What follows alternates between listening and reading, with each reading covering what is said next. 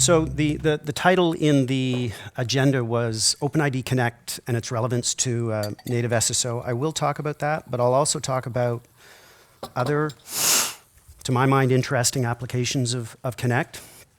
And there's a nice segue because Travis dug into how OAuth and OpenID Connect work, the nitty-gritty, if you will. I'll spend very little time talking about how they work and more about what we might do with them beyond the typical use case of delegated auth. So Travis highlighted the importance of OAuth and the JOT, stack, JWS, et cetera. He called it a neo stack along with XACML, which we might disagree on, and Skim, et cetera. And they're a stack because interesting things have been built on top of them. So you might have heard about UMA, User Managed Access. It's sort of a centralized authorization model. TV Everywhere, a use case where you can view video content based on your subscription. That community has built a profile or defined a profile of OAuth to meet their use case. Green Button, sharing power usage information. Lots of people, and I'm sure there's others, lots of people are building on top of OAuth and the JW stack to do interesting things not foreseen by OAuth 2. And OpenID Connect is perhaps just the latest of that, but looks to be interesting not only in its own right, but also what you can do on top of it. So I'll talk today about 3 applications of OpenID Connect, which itself is a profile of OAuth, et cetera. And to be clear, there's speculation going on here, varying degrees. So I'll talk about how we can use OpenID Connect to enable a native SSO model. So do for native apps what we can do for web apps. Rising in speculation, I'll talk about the possibility or the potential for OpenID Connect to mobile information management, what is seen as the evolution of mobile device management and mobile application management. And lastly, Internet of Things. What can we do with OpenID Connect for IoT? First, just a refresher, just to highlight what Travis said about OpenID Connect. This is the base OAuth model. The OAuth 2 spec says how a client gets a token, typically with the user's involvement and mediation and consent, and then subsequently uses that token on an API call. So there's nothing in that really about identity. Sure, the user authenticates, but that's separate to the spec. There's a token, but typically the token doesn't carry identity, it carries scopes and permissions. So OAuth 2, notwithstanding its name, isn't about authentication, isn't about identity. OpenID Connect layers onto OAuth 2 the identity semantic and parameters, as Travis mentioned, that make OAuth 2 with these additional pieces identity aware. And importantly, when you have a protocol that's identity aware, you can do single sign-on. You can do what SAML does in the enterprise world, but in this new JOT world. And also, you can enable standardized personal profile information sharing. So that's the value proposition of OpenID Connect. 2 noteworthy extensions that OpenID, that Connect defines beyond OAuth and that make it an identity protocol. The first is pretty simple, but it's just a standardized endpoint at which you can get more information about the user. So if you want shipping address, email address, et cetera, user info is a standardized API where once you have your access token, you call, you get back the information you need, and hopefully thereby you don't have to ask the user themselves. So you take away the registration form drop-off. So that's one piece of OpenID Connect. And ID tokens are the other important piece. And ID tokens let you do with Connect what SAML does for Web SSO. An ID token is a structured, secure, signed information object that carries information about the user in question. when they authenticated, how they authenticated, etc. All the stuff you need to know if the user logged in and where. So those are the pieces, the identity pieces of Connect that I'll argue are relevant beyond straightforward web SSO or beyond straightforward attribute sharing. And the first I'll talk about is for want of a better name, native single sign-on. Native apps clearly are becoming more and more important for usability reasons, distribution advantages. So as the number of native apps grows, though, the usability burden associated with default OAuth grows accordingly. OAuth 2 works great for enabling these native apps, but the model, the default model that OAuth gives you, is that each of these native apps is treated individually with respect to getting the user to authenticate, getting their consent, issuing a token, storing that token away.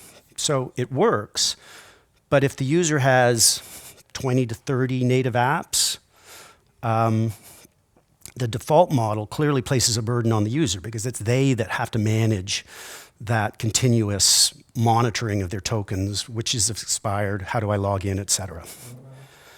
So there's a need for enabling a single sign-on model across native apps, just as we can do for web apps with protocols like SAML, OpenID, WSFed, et cetera. And the premise is that if we introduce onto the device some sort of dedicated role, it could be an app, it could be the OS itself. The protocol flow doesn't really care. That agent can take on the burden of getting the user authenticated, perhaps grabbing their consent, retrieving tokens, and by so doing, take and remove from the individual apps and therefore the user of those individual apps that burden. So let's look at what that looks like. So this is a device, browser's there, we're going to leverage that, 2 individual apps, and 2 distinct authorization server and resource serving pairings. So those native apps work by once they've retrieved or obtained an OAuth access token, they're going to use it on an API call up to the corresponding resource server where, once validated, that token will serve to indirectly authenticate them to that resource server, but more importantly, serve as proof that they're authorized to make that call. So the default OAuth flow has each of those apps individually get the user in the browser to authenticate, log in, federated or otherwise, give their consent, et cetera, tokens flow back. It works, but it's not efficient. So we can introduce this authorization agent, or AZA, onto the device, and we're going to remove some of the burden from those apps, and so the user of the default flow. We're also, for the sake of this scenario, we're going to imagine moving that authorization server off-prem and centralize it as a cloud service. Other possibilities are available. We can keep the authorization server associated with the resource server, but it's simpler this way to imagine it. So rather than those resource servers now having a local authorization server, they're going to trust and be able to validate tokens issued from this authorization server more associated with the user. So it's more of a federated model than OAuth typically provides. So the authorization agent, the AZA, is a native app in this scenario, and so it can get the user authenticated and obtain tokens just like OAuth 2 suggests how to do so. It's going to do the normal OAuth 2 flow. And it's going to result in tokens being issued that reflect the user's consent and authorizations for a set of apps and not just its own self. So that token, that lilac token being served down to the AZA, represents this user working through this agent's ability to authorize all those other native apps that are on the device. In this case, 2 apps, but in general, more. And that's the key piece, because once the AZA has that super token, if you will, it can use that to obtain other tokens. So this really is the only new piece to this flow, because it's suggesting that one app can use a token it previously obtained to obtain other apps, or other tokens, sorry, targeted at different mobile apps. So that's the leap. Because once it has that secondary token, the AZA can hand it over to the business app for the business app to use as normal. And that's all just straight OAuth 2, nothing different there. Of course, the value is that once the AZA has that original token, it can obtain additional tokens and distribute them to the other apps, which work as then normal. So the user explicitly logged in once to the AZA, but based on or determined and constrained by the lifetime of the tokens that the AZA obtained, he or she is able to enjoy access to all those other native apps. So that's the premise. And what is possible, at least, is this sort of portal model. Other models would be possible as well, where once the user's logged into the AZA is able to retrieve, using the tokens it's obtained, application metadata for all the other apps that the user is relevant or is authorized to use. So this is a native app that effectively builds this launcher both to web apps as well as other native apps on the device. And from the user's point of view, they logged in once, but they can just use all the apps. So clearly here, this is an enterprise use case. Also relevant for consumer. We have large retailers who over years have built 10 different apps for their consumer customers. And they want to be able to create a consistent single sign-on experience across those apps while keeping them separate. So this work is underway in the OpenID Foundation. The plan is to profile OpenID Connect, to add to OpenID Connect, which itself is a profile of OAuth, the additional pieces necessary to support that flow. So not surprisingly, OpenID Foundation, where OpenID Connect is being defined, makes sense. So there's a nascent work group being formed that will standardize this effort. Just to highlight some of the pieces, we need to extend OpenID Connect to support this semantic of the AZA being able to ask for tokens for another app. That's one piece. We need to standardize how the tokens are shared. Once an AZA has a token, how can it use the mechanisms that the OS provides us to hand that token over to the business apps, the Concur, et cetera. It may be necessary to wrap a token with information about where that token was issued. Because in this model, a resource server might be presented with a token that was issued by a third-party authorization server. So we might need to give the resource server a hint as how to validate that token. Token validation, that's a piece that OAuth 2 didn't itself define, so there's work underway to standardize that piece. That would play in here as well. So that was Native SSO, and as I said, that's the most concrete, because there's actually a working group formed to define that. Less concrete is the possibility of using OpenID Connect to enable mobile information management.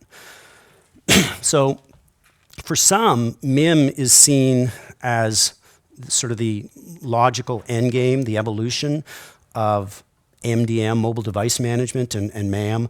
They're all technologies that give to enterprises the confidence that their employees can use a phone to access sensitive business apps and resources, but yet the enterprise can still be secure or confident in the security of that information on a device that maybe they didn't provide. Maybe it's a BYOD device that the employee brought in. So MDM says to protect business data, you just protect the device. you acknowledge that there's non-business information on the device, but you just don't care because you're going to just wrap a wall around that whole device. So that's hard to reconcile with BYOD, where the employee bought the phone. The employee brought the phone in. So it's a harder sell to say, I know it's your phone, but I'm going to apply my policy over all everything on that device, your apps, your data, and mine. Mobile application management goes a little bit more granular, and it says, I'm only going to care, I being the enterprise IT, I'm only going to care about the business apps on the device. You can install Angry Birds, I don't care. You can install Facebook, but I'm going to try to compartmentalize my data or my apps from what you do on the device. And mobile information management is seen as the next evolution or the next step in granularity, because in MIM, the enterprise doesn't even care about what apps are on the device. The enterprise imposes its policy over how data can be accessed and managed directly on the data itself. So if business data is delivered down to the mobile device, it's wrapped with security mechanisms and policy that constrain and determine how that data can be used. So very DRM-like, but possibly successful notwithstanding. So is OpenID Connect relevant for MIM? Are the pieces that OpenID Connect provides, the identity pieces, are they relevant? MIM really boils down to, or DRM really boils down to, managing keys. So before data is served down to the device, perhaps in response to an API call, that data needs to be encrypted with an appropriate key, an appropriate policy as to when and how that corresponding decryption key needs to be bound to that data. That's the premise.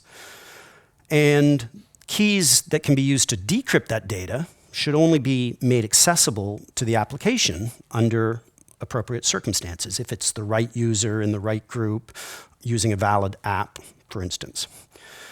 So the question is Connect relevant to MIM boils down to, is Connect relevant to that sort of key distribution model? And I think it is. The combination of ID token and a user info API, or if not user info itself, an API sitting beside user info, I think those are relevant to this model. So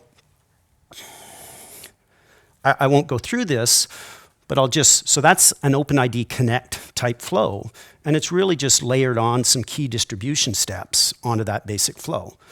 So for instance,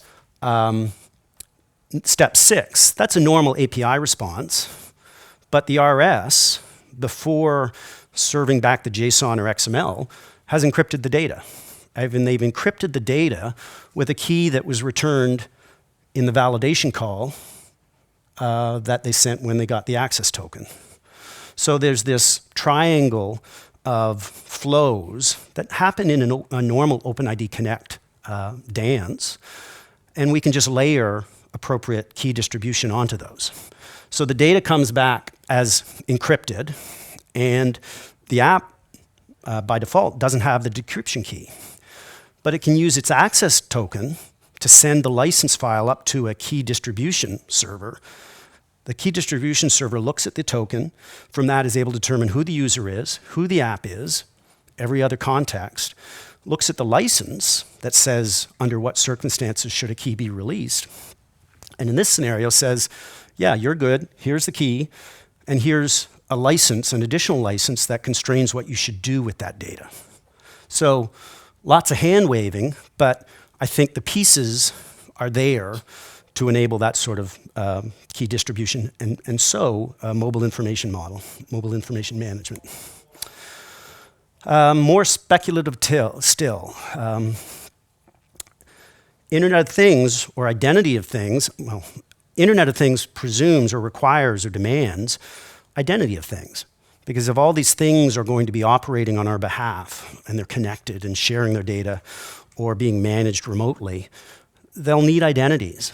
Because thing 1 is not the same as thing 2, and we'll need to distinguish between those two. So how do we, if each of these have their identities, how do we reconcile the fact that a thing might have been manufactured and distributed with its own identity, but in lots of scenarios, they'll operate or function on behalf of a user with a different identity. So at minimum, we'll have two identities in the mix. How do we reconcile that? How do we have policy that respects those and recognizes that? How will these things authenticate to their endpoints? These things will collect data. They'll share that data to hopefully enable interesting mashups. How do we know that it's a valid thing sending valid data? And importantly, it was touched on in the panel of this morning, how can we ensure that the user, once having installed a thing into their household, how do we give them the necessary control over the sharing of the data that that thing has? Well, Travis highlighted OAuth as a delegation protocol. I think OAuth and OpenID Connect even more so, because they weren't designed specifically in terms of things, but they standardize mechanisms by which users can control the sharing of identity that they own or control. I think it's relevant for Internet of Things. And I'd argue that Connect, because of its identity semantics and features, could be relevant to identity of things. So a thing, like a native app on your phone, can perform a dance, an OAuth dance, perhaps optimized, recognizing that it might not have the full stack that a native app might be able to leverage. But a thing obtains a token, and it can use those tokens on an API call by which it pushes data up to the server for subsequent sharing. Maybe it's not all the way up to the cloud, maybe it's to a home gateway, but the logic is the same, that the token represents the combination of that thing operating on behalf of a given user. And the user would have been actively involved in the issuance of that token, and it's at that step that they have the appropriate ability or opportunity, at least, to impose policy and controls over how that token is used, when it's used, how data is shared. So there are protocols out there from the IoT world that are optimized or that are designed to recognize the limitation of battery constraints, power constraints, et cetera, like CoAP and MQTT. But to my mind, those protocols currently have a very limited identity model. Identity and authentication might be password over TLS. So I think there's an opportunity for the model, if not the specific protocols of OAuth and OpenID Connect, to be applied to these new optimized Internet of Things protocols. So can we imagine how to define how a CoAP message could carry a token, or how it obtained the token in the first place?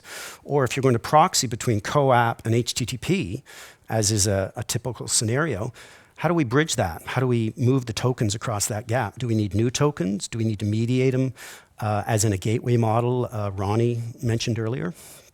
So, questions at least. Thank you. Questions?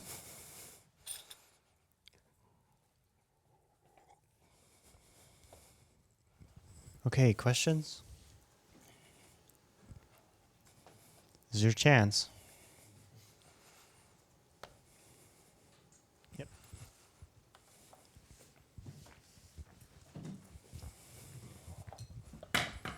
Thanks. Thanks for a great talk. Since you're speculating, I can only come up with that question.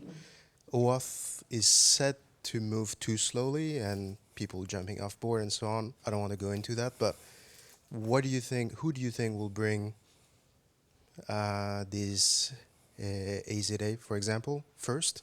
Do you think a company will come forward, provide a solution, and then it will become a standard, or do you think the standard will come first? And so yeah, let's distinguish between the eventual specification that standardizes how to do AZA and implementations or manifestations of that in product.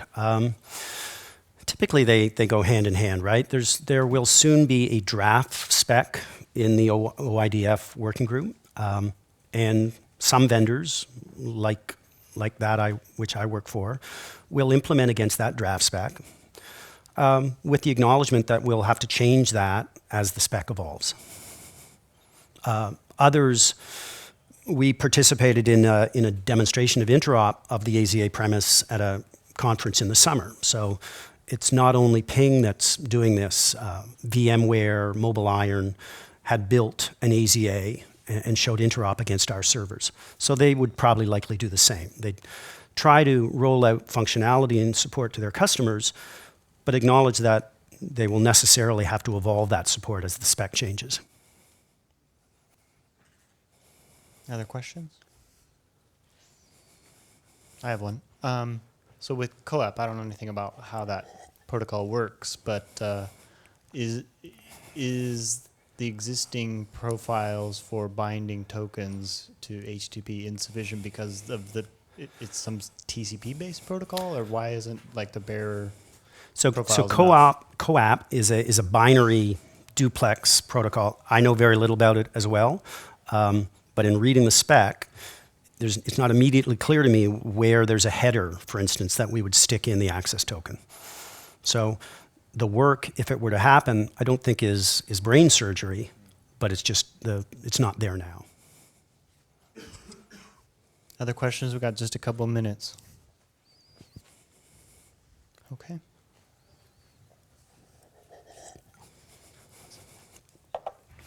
Okay, so I guess we'll let Paul off the hook then. Thanks, Paul, for a great talk. Thank you.